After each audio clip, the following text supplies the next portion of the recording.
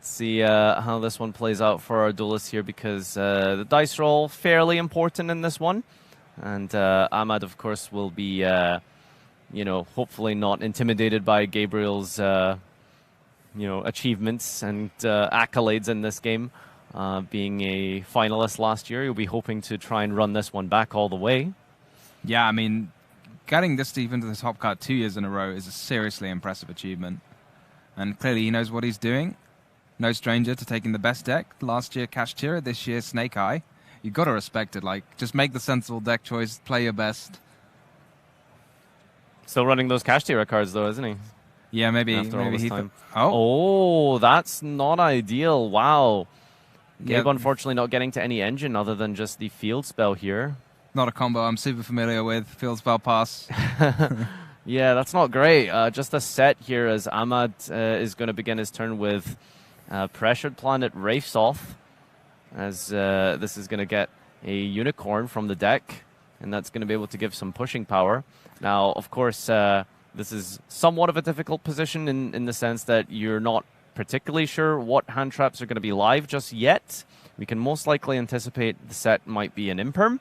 But other than that, there's the standards that Gabriel's hand could be filled with here. And on summon, of course, the Temple gets to trigger here, bringing out the Poplar. That's going to get some engine for Gabriel's next turn. Yeah. But more... Yeah, super nasty, I was going to say. Like, having to go... When your opponent's going second, you've got that weak hand with the Kashtira cards. Like, they're just going to take full advantage. You've had to play this Temple just to get your engine. And now you're walking not only into Kashtira Unicorn... banishing probably your only copy of Princess. Possibly a Fenrir could come down too. And if your opponent's running Talents, you've had to play into that. It's not pretty. Yeah, no, there's it's just not an amazing spot to be in. And like you mentioned, losing that copy of Princess is absolutely huge. Unicorn gets the resolve here. I don't think we've got Talents. Maybe we would have used that immediately. Never mind. Okay, it is what it is. Let's see what we have here. We've got Mourner. Is that Subversion? No, I think you really want people I to really run want people to play that. Apparently, no. I just I can't see it correctly. So, yeah, that's not the best opening from Gabe here. That one only line of defense of the Mourner not going to be enough to stop Ahmad here as it's returned to the deck. And...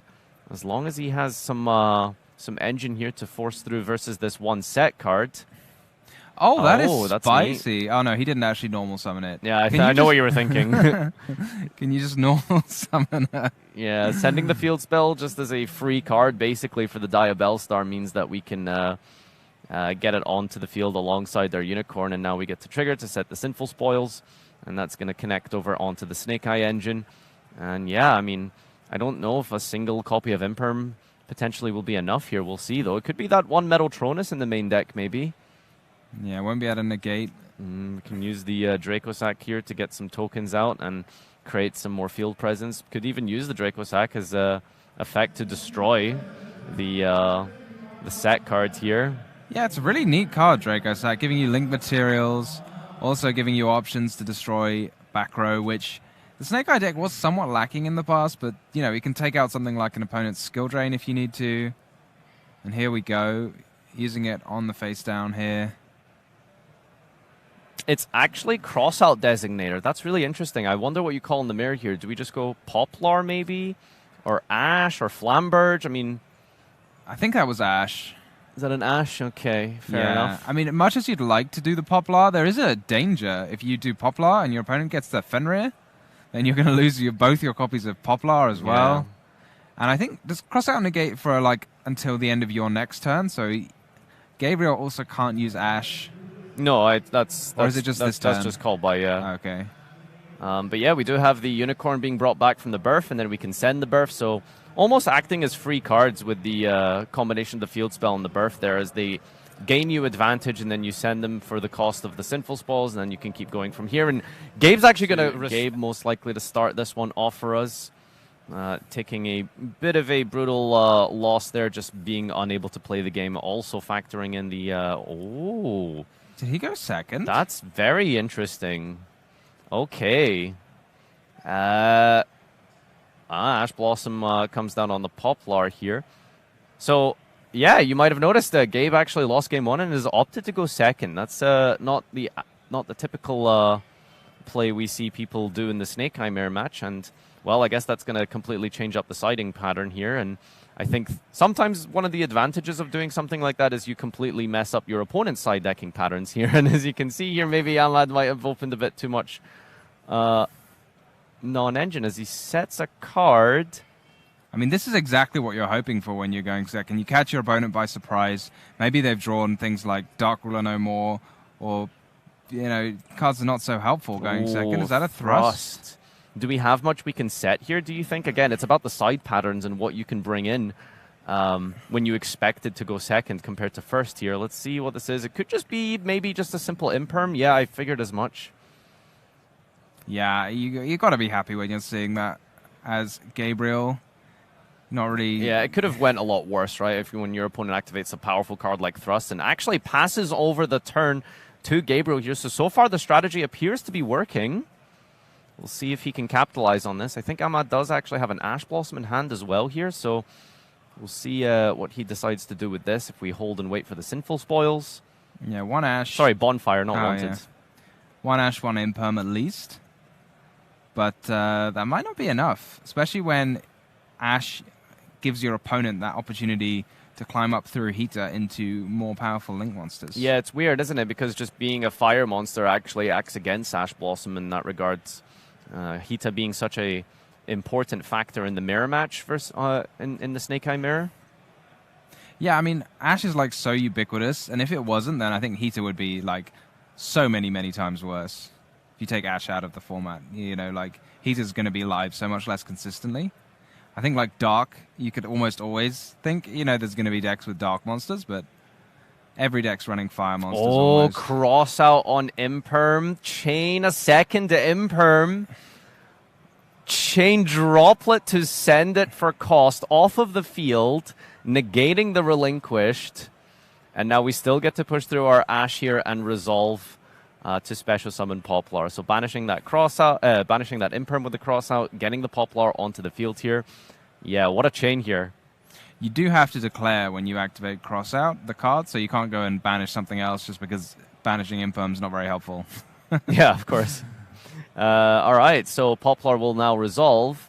That's going to get the Sinful Spoils from the deck onto the field here. And, well, we did have a little peek, and Ahmad does still have an Ash in hand, though, which used on the Sinful Spoils might potentially be quite devastating. But as we've seen from his turn 1, Ahmad actually not having too much in the way of engine himself. Yes, indeed.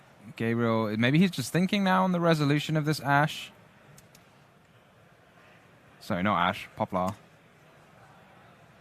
Makes sense for Ahmad to wait. I think he's choosing between Temple and the Sinful Spoils here.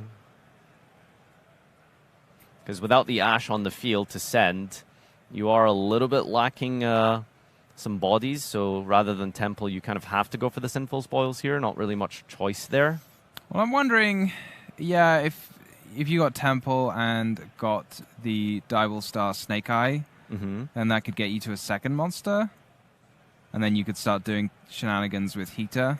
Although there isn't actually anything in the grave. Not yet, no. Are we going to see Anima steal Anima? What a play. Two Animas staring at one another. All right, and choosing to scale the Ash here with the Poplar effect. And now we steal with the Relinquished. That causes the Wait, is the Poplar falling off of the Relinquished? No, it wasn't on the Relinquished. I'm a little confused what happened to the Poplar.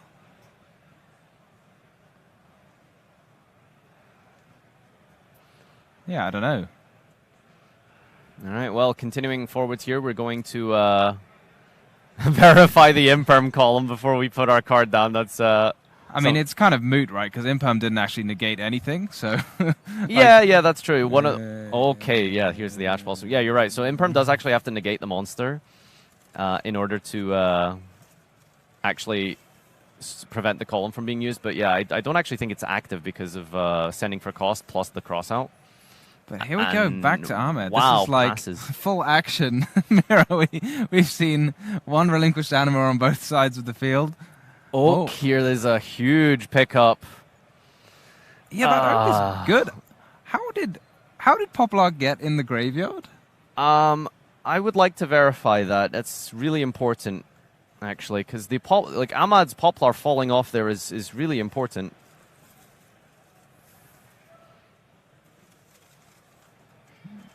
But yeah, I mean, from here it's looking very good for Ahmad, right? Morna just chucked down on that Poplar because Morna has to negate special summons and not normal summons. So Poplar, yeah, you've resolved Oak, and you're going to get to summon a Flamberge from your deck. Like, unless Gabriel's got some more interruptions in his hand, he's going to be in a world of trouble.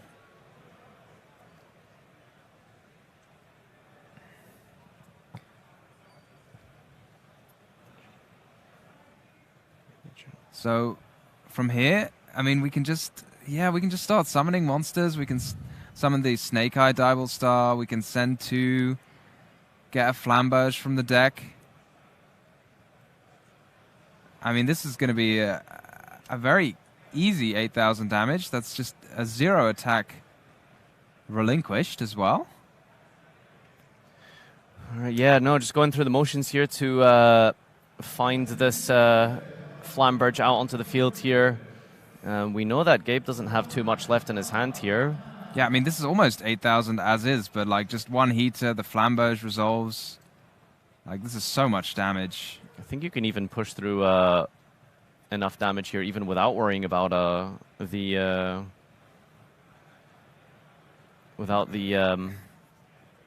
Nibiru causing a risk here. Yeah, I mean, the nice thing about it is you've got the temple, so what could go wrong? Yeah, okay, scaling the Poplar here with the scaling the Ash rather with the Poplar. Now we're going to keep playing and linking off. Maybe he's just going to leave the Flamberge in play just in case anything. You know, maybe this is the line to play around Nibiru. You just leave Flamberge, and then if your opponent ever tries to nib you, at worst you get the Flamberge effect. And yeah, I mean, what do they do? You just go back. You go up into access code now. This is going to threaten 8,000. And then if you get Nibiru'd, then you just go up through Princess again. Yeah, there it is. And declaring the effect of access code, it's going to be pretty deadly here unless Nets has something to prevent this. Yeah, this is looking like it's going to be quite a short and sharp top 8. Oh, there is the nib. Phase. And end of main. Nibiru is declared here. But like as mentioned, like there's going to be a token, the Ash is going to come out, the Flamberge is going to resolve. I'm wondering if you can just do 8,000 anyway. But at the very least, it's Gabe's last card, so he's thinking carefully about which zone to put it in. But both relinquished animas have been used. Oh, and you get Snake Eye can actually summon the Divine Temple. I think can summon your opponent's spells and traps. I might be wrong on that. Yeah, you can. I think it can. Yeah. Yeah, it just depends though because you can't summon a monster that was placed by relinquished. Yeah, it wasn't played. Relinquished took the other relinquished, specifically right? from Temple. Oh, and he even gets to resolve the Ash because he hasn't used it this turn. That's really cool. And he's not used Poplar's summon either. Wow. So yeah, I think now it's just looking like Ahmad's on the home straight. Maybe it's something as simple as Princess and then scale the Nibiru. And gosh, it's really impressive just how much this deck can push through here. Even through Nibiru itself, you can keep going with this with Snake Eye. I mean, you threaten game, and then if they Nibiru you resolve the Flamberge, and you bring back monsters. You keep climbing up here. And then you just do it again. I mean, he's even going to go for the full Zelantis play just because, I guess. Yeah, I don't know if he's used the Flamberge scale. Maybe he has. I guess it doesn't matter. He's still got it. So yeah, no, Flamberge activate the effect, re-summoned onto the field. GG, and there it is. There's the handshake.